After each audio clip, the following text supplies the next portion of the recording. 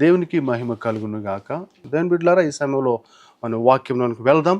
తలలో వంచి మనం ప్రార్థన చేసుకుందాం. బలవంతుడా, మహోన్నతుడునా యేసయ్య, మీకే వందనాలు, స్తోత్రం నాయన. ప్రభా, నీ సన్నిధికి వస్తున్నాం. నీ మాటలు వినాలని ప్రభా, టీవీ ముందు కూర్చున్న ప్రతి బిడ్డని ప్రభ మీరు దర్శించుమని, నన్ను దర్శించుమని పరిశుద్ధాత్మ దేవుని ఆహ్వానిస్తూ మీరు మహిమ పొందమని యేసు నామములో అడిగి ప్రార్థిస్తున్నాం మా తండ్రి, ఆమేన్. దేవుని సంగమా, ఈరోజు యేసు ఎందుకు శ్రమ పడాలి అనే అంశం మీద మనము ఈరోజు ధ్యానించుకోబోతున్నాం. మొదటిగా మనం చూసినట్లయితే మన పాపము నిమిత్తం అనే విషయాన్ని మనం జ్ఞాపకం చేసుకోవాలి. రోమియోలకు 3:23 చూసినట్లయితే అంటే, ఏ భేదము లేదు, అందరూ పాపం చేసి దేవుడు అనుగ్రహించి మహిమను పొందలేక పోవుచున్నారు అనే విషయాన్ని మనం ఇక్కడ జ్ఞాపకం చేసుకోవాలి. ప్రభు మన కొరకు ఆయన శ్రమ పడి ఉన్నాడు. ఎందుకంటే మొదటగా మన పాపము నిమిత్తం అనే విషయాన్ని మనం ఇక్కడ జ్ఞాపకం చేసుకోవాలి. కొన్నిసార్లు మనం తెలిసి పాపం చేస్తాము, కొన్నిసార్లు మనం తెలియక పాపం చేస్తాము. కానీ ఆ పాపం నుండి విడిపించడానికి ప్రభు ఆ శిలువ మీద మన కొరకు శ్రమ పడినట్లుగా మనం ఇక్కడ జ్ఞాపకం చేసుకోవాలి. ప్రార్థనలో మనం ఉంటున్నప్పుడు, వాక్యాన్ని చదువుతున్నప్పుడు, ఈ ఒక లెంట్ డేస్లో మనం ఉంటున్నప్పుడు ప్రభు యేసు ఎందుకు శ్రమ పడి ఉన్నాడనే విషయాన్ని మొదటిగా మనము జ్ఞాపకం చేసుకోవాలి.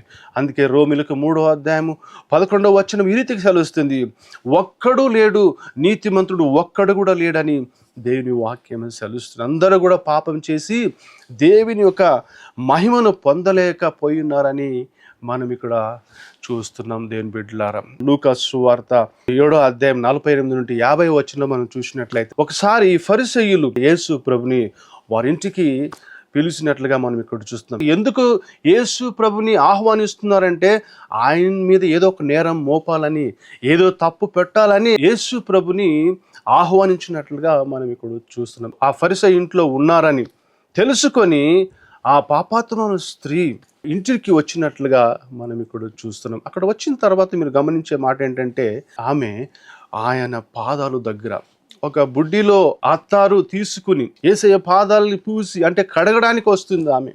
దాని అర్థం ఏంటంటే ఆల్రెడీ దేవునికి సమర్పించింది అనే విషయాన్ని జ్ఞాపకం చేసుకోవాలి. అంతేకాకుండా ఆమె ఏడుస్తూ కన్నీటితో, ఆమె యొక్క కన్నీరు దేనికి సాదృశ్యం అంటే ఒక ఒప్పుకోలికి, ఈయనే నన్ను రక్షించగలడు, ఈయనే నా పాపాలని క్షమించగలడు అనే సత్యాన్ని ఆమె గ్రహించినట్లుగా మనం ఇక్కడ చూస్తున్నాం.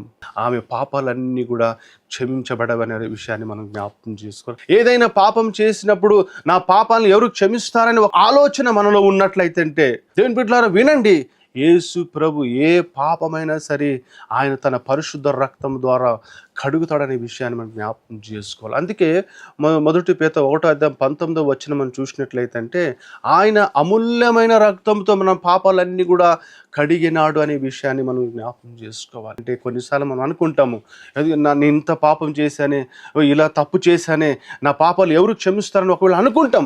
ఏ రీతిగా అయితే ఆ పాపాత్మల స్త్రీ వచ్చిందో, ఆ స్త్రీ వచ్చి యేసు పాదాల దగ్గర నిలిచి, తర్వాత ఆ బుడ్డిలో నుండి అత్తారు నుండి తీసుకుని యేసయ్య పాదాలు కడిగినప్పుడు అప్పుడే ఆమె పాపాలు క్షమించినట్లుగా మనం ఇక్కడ చూసిన దేవుని బిడ్డలారా. ఎందుకు యేసయ్య ఆ శిలువ మీద మన కొరకు శ్రమ పడ్డాడంటే, మొదటి అంశం ఏంటంటే మన పాపము నిమిత్తమే. రెండో అంశం వెళ్దాం.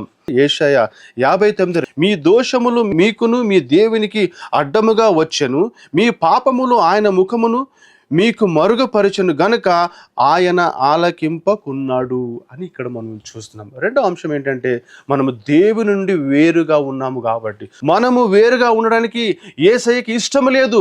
ఎప్పుడు కూడా ఆయన దగ్గరగానే ఉండాలని ప్రభు ఆశిస్తున్నాడు అనే విషయాన్ని మనం జ్ఞాపకం చేసుకోవాలి. ఎందుకు యేసు ప్రభు శ్రమ పడ్డాడు? మనము దేవుని నుండి వేరుగా ఉన్నాము కాబట్టి మరలా ఆయనకి దగ్గరగా ఉండాలని ఆయన శిలువ మీద మన కొరకు శ్రమ పడినట్లుగా మనం ఇక్కడ చూస్తున్నాం. దేవుని బిడ్డలారా, ఆదాము అవ్వలు మనం తెలుసు. మనం ఆదికాండం 3:6-8 చూసినట్లయితే అంటే, ప్రతిరోజు దేవుడు ఆదాము అవ్వలతో సహవాసం కొరకు కలిసేవాడు.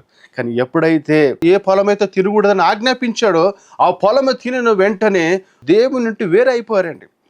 దేవుడు కలవడానికి వస్తున్నప్పుడు పలకరించినప్పుడు, ఆడామ్ నువ్వెక్కడున్నావు అంటే దాచుకున్నారు. కానీ దేవుడు మాత్రము వారు నాకు దగ్గరగానే ఉండాలని కోరుకుంటారనే విషయాన్ని మనం ఇక్కడ జ్ఞాపకం చేసుకోవాలి. ఇక్కడ ప్రభు ఎందుకు ఆయన శ్రమ పడ్డాడంటే ఆ సిలువలో నన్ను నిన్ను మరలా వేరైనటువంటి మనల్ని తన దగ్గరికి తీసుకురావాలని శ్రమ పడుతున్న విషయాన్ని గమనించాలి. ఈరోజు మనలో ఎవరో ఉన్నారా? మనం పైగా దేవుని ఆరాధిస్తున్నాం, పైగా దేవుని దగ్గరికి వస్తున్నాం, పైగా మనం ఆరాధనకి వెళ్తా ఉన్నాం, పైగా ప్రార్థన చేస్తున్నాం, కానీ ఎంత దగ్గరగా మనం హృదయపూర్వకంగా దేవుని దగ్గరగా ఉన్న విషయాన్ని మనం జ్ఞాపకం చేసుకోవాలి. అందుకనే యేసు ప్రభు ఆ శిలువ మీద మన కొరకు శ్రమ పడినట్లుగా మనం ఇక్కడ చూస్తున్నాం. ఈరోజు దేవునికి దూరంగా ఎంతమంది చెప్పండి? చాలా మంది ఉన్నారు.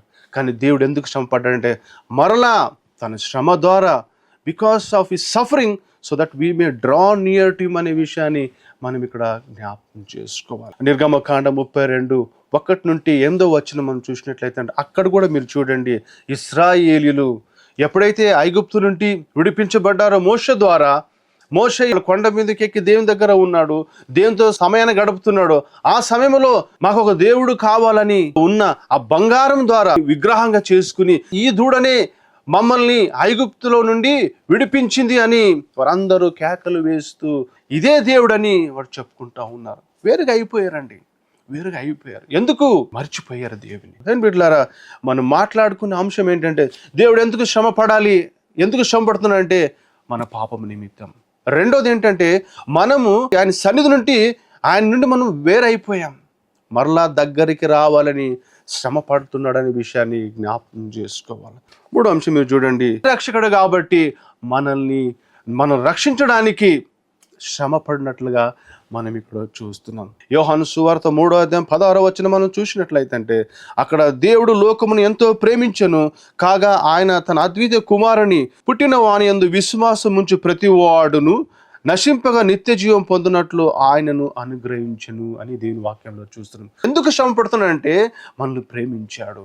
ఎందుకు శ్రమ పడుతున్నాడంటే తన కృప మనకు అనుగ్రహించాడు కాబట్టి. మనల్ని రక్షించేది ఈ లోకంలో ఎవ్వరు లేరండి, అది కేవలము యేసుక్రీస్తు అనే విషయాన్ని మనం జ్ఞాపకం చేసుకోవాలి. మత్తయి సువార్త 1:21 ఆయనకి యేసు అని పేరు పెట్టండి అంటే రక్షకుడు, యేసు మాత్రమే మనం రక్షించగలడు అనే విషయాన్ని మనం ఇక్కడ జ్ఞాపకం చేసుకోవాలి. మత్తయి సువార్త 11:28 చూస్తుంటే సమస్త ప్రజలారా మీరు అందరూ నా దగ్గరికి రండి, నా సమాధానం మీకు ఇస్తానని. అంటే మీ భారమంతా నా మీద మోపండి, నీ చింతలన్నీ కూడా నా మీద వేయండి అని 1 పేతురు 5:7 కూడా ప్రభు సెలవుచ్చినట్లుగా మనం ఇక్కడ చూస్తున్నాం. ప్రభు మాత్రమే మనం రక్షించగలడు. ఎందుకు శ్రమ పడుతున్నాడంటే మనల్ని రక్షించడానికి. యోహాను సువార్త 8:1-11 మనం చూసినట్లయితే యేసు ప్రభు ఆ దేవాలయంలో బోధిస్తున్నప్పుడు అక్కడ కొందరు దేవుని వాక్యాన్ని వినేవారు ఉన్నారు, కొందరు అంగీకరించేవారు ఉన్నారు, అంతేకాకుండా కొందరు తప్పు పట్టేవారు కూడా ఉన్నారనే విషయాన్ని కూడా మనం గమనించాలి. సో ఆ సమయంలో మీరు చూడండి, యేసు ప్రభు బోధిస్తున్నప్పుడు ఈ శాస్త్రులు ఫరిసయ్యులు ఏం చేశారంటే ఒక వ్యభిచారిని దేవాలయం ముందు నిలిచి పెట్టినట్లుగా మనం ఇప్పుడు చూస్తున్నాం. ఆ స్త్రీని అక్కడ తీసుకొచ్చి నిలబెట్టారని ప్రభుకు అంటున్నారు, బోధకుడా ఈమె వ్యభిచారి, మేము రెడ్ హ్యాండ్గా పట్టుకున్నాం, ఈమె వ్యభిచారం చేసింది, కానీ మోషే ధర్మశాస్త్ర ప్రకారంగా ఈమె రాళ్లతో కొట్టి చంపాలి అని యేసు ప్రభు ముందర ఈ మాటలు చెప్తున్నప్పుడు యేసు ప్రభు అవన్నీ వింటూ వస్తూ అంటున్నాడు. ఆయన ఏం చేశాడంటే వినిన తర్వాత ఆ నేల మీద తన వేళ్ళుతో రాస్తా ఉన్నాడు. అక్కడ ఏం రాస్తున్నాడు? వారు పాపాలు రాస్తామని అనుకుందాం. ఆ రాస్తున్నప్పుడు వాళ్ళందరూ కూడా చూశారు. తర్వాత మరలా అన్నాడు, కానీ మోషే ధర్మశాస్త్రము ప్రకారం ఈమె రాళ్లతో కొట్టి చంపాలి కదా, ఎందుకంటే ఈమె వ్యభిచారి, మళ్ళీ నువ్వేమంటావంటే మరలా యేసు ప్రభు వేళ్ళుతో రాసినప్పుడు అనిన మాట ఏంటంటే మీలో ఎవరు పాపము చేయలేదో వారు మొదటిగా ఆమె మీద రాయి వేయండి అని ప్రభు అంటాడు. ఎప్పుడైతే ఆ మాట అన్నాడో అందరూ కూడా వెళ్ళిపోయినట్లుగా మనం ఇక్కడ చూస్తాం. చివరిగా అక్కడ ఒకే వ్యక్తి నిలబడింది, ఎవరంటే ఆ వ్యభిచారి స్త్రీ. ప్రభు అంటున్నాడు, అమ్మా నేను ఎవరు శిక్షించలేదా అంటే ఆమె అంటుంది, ఎవరు నన్ను శిక్షించలేదు బోధకుడా, నేను కూడా నీకు శిక్ష విధించను, కానీ ఇక మీద నువ్వు పాపము చేయొద్దు, నువ్వు సమాధానంతో వెళ్ళమ్మా అని చెప్పాడు. కానీ చూడండి, ఓన్లీ గాడ్ కుడ్ సేవ్, యేసు ప్రభు మాత్రమే రక్షించగలడు అనే విషయాన్ని మనం గమనించాలి. ఈ రోజులో మీరు అనుకుంటావా ఎవరు నన్ను రక్షిస్తాడని అనుకుంటావా? ఈ లెండేస్లో ఈ 3 విషయాలు మనం గమనించాలి. మొదటి ఏంటంటే ఎందుకు శ్రమ పడుతున్నాడంటే మన పాపము నిమిత్తం. రెండోది ఏంటంటే మనము ఆయన నుండి వేరైపోయాం, కానీ మనం ఆయన దగ్గరగా ఉండాలని యేసు ప్రభు కోరుకున్నట్లుగా మనం ఇక్కడ చూస్తున్నాం. మూడో అంశం ఏంటంటే యేసు మాత్రమే రక్షించగలనని తెలుసు. మనం ఆహ్వానిస్తే, హృదయపూర్వకంగా అంగీకారం చేసుకొని, నోటితో మనం ఒప్పుకుని, హృదయంతో మనం నమ్మి ఆయన అంగీకరించినట్లయితే అంటే తప్పకుండా ఆయన్ని మనం రక్షిస్తాడు. దేవుని సంగమా, ఇంతవరకు మనం ఈ వాక్యాన్ని విన్నాం కదా. దేవుడు ఎందుకు శ్రమపడి ఉన్నాడు? మన పాపం నిమిత్తం. ఎందరో ఇంకా గ్రామంలో పాపంలో జీవిస్తున్నారు. మనం రక్షించబడి ఉన్నాం, మనకి తెలుసు అది, కానీ ఇంకా తెలియని వారు ఎంతో గ్రామంలో ఉన్నారు. వారు రక్షించబడాలని మనం ప్రార్థన చేద్దాం. వారు దేవుని సన్నిధికి రావాలని, దేవునికి దగ్గరగా ఉండాలని మన చేతులు కలుపుతామండి. విశ్వాణి ద్వారా ప్రతి గ్రామంలో సువార్త ప్రకటించబడుతుంది. మిషనరీస్ గ్రామానికి వెళ్ళి ఇదే సువార్తను ప్రకటిస్తున్నారు. యేసే రక్షకుడని, యేసు మీ పాపాలను క్షమిస్తాడని, మారు మనసు పొందుమని ఈ సువార్తను ప్రకటిస్తున్నారు కదా.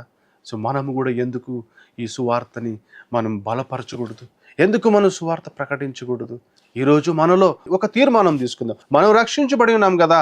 ఎందరో ఇంకా గ్రామంలో ఇంకా యేసు ప్రభుని తెలియక ఉన్నారు. వాళ్ళందరూ రక్షించే బాధ్యత మనకున్నది కాబట్టి మనం ప్రార్థన చేద్దాం. అంతేకాకుండా మనం మిషనరీస్ని గ్రామానికి మనం పంపుదాం. మనం ఆర్థిక సహాయాన్ని అందించి దేవుని రాజ్యాన్ని మనం కడదాం. దేవుని బిడ్డలారా, ఒక్క గ్రామానికి 4,000 రూపాయలు. సో మనం సహాయం చేద్దామండి. ఎవరైనా ప్రేరేపించబడినట్లయితే అంటే take a decision at this moment. ఇది దేవుడు నీతో నాతోనే మాట్లాడుతున్నాడు. ఒకవేళ అనుకున్నొచ్చు నువ్వు, ఇది దేవుడు నాతోనే మాట్లాడుతున్నాడు. మనం రక్షించబడినాం కదా, కానీ ఎందరో గ్రామంలో ఇంకా పాపంలో జీవిస్తున్నారు, దేవునికి దూరంగా ఉన్నారు కదా. రక్షకుడు ఉన్నాడు, మనకి ఇప్పుడు తెలుసుకున్నాం, దేవుని వాక్యంతో మాట్లాడి ఉన్నాడు. ఆయనే నజరుడైన యేసుని తెలుపుదామా? సో ప్రార్థన చేద్దాం.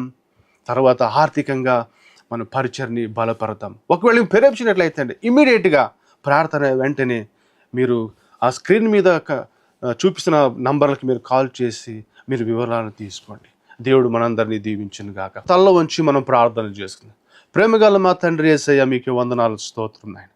ప్రభువా, మీరు మా కొరకు పరలోకం విడిచి ఈ లోకానికి వచ్చారు ప్రభు. ఎందుకంటే ప్రభువా, మీరు మమ్మల్ని పాపాల నుండి విడిపించడానికి, మేము వేరుగా ఉన్న వారిని మరలా నీ దగ్గరికి తీసుకోవడానికే ప్రభా మీరే మా రక్షకుడని, ప్రభా మీరు తప్ప ఎవ్వరు కూడా రక్షించరని నాయన మీరు తెలుసుకొని మీరు దర్శించండి నాయన. ప్రభా నీ రాజ్యం కొరకు నాయన ప్రార్థన చేయడానికి, నీ రాజ్యం కొరకు నాయన ప్రభా ఆర్థికంగా ప్రోత్సహించడానికి నాయన మీరు ప్రేరేపించమని ఈ సమయంలో వేడుకుంటాను తండ్రి. వాళ్ళ కుటుంబాలు మీరు దర్శించండి నాయన, వాళ్ళ పిల్లలు మీరు దర్శించండి నాయన, వాళ్ళ జాబులను ప్రభు మీరు స్థిరపరచండి నాయన.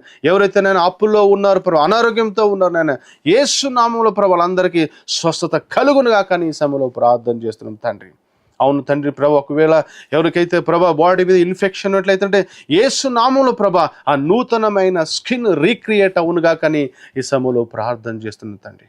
అన్నిటికన్నా ప్రభా మీరు మా కొరకు శ్రమపడి ఉన్నారు నాయన. ఎందుకంటే పాపం నుండి విడిపించడానికి, అలాగే నాయన వేరుగానే మమ్మల్ని తిరిగి నీ దగ్గరకు తీసుకోవడానికి, అంతేకాకుండా మీరే రక్షకుడని ప్రభా రుజువుపరచడానికి, నీ ప్రేమను మాకు చూపించావు, మీకు వందనాలు, స్తోత్రం నాయన. నీ కృపను మాకు అందించినందుకు మీకు వందనాలు, స్తోత్రం నాయన. ప్రభా మీరే మహిమ పొందుమని యేసు నామములో అడిగి ప్రార్థిస్తున్నాం మా తండ్రి. ఆమేన్.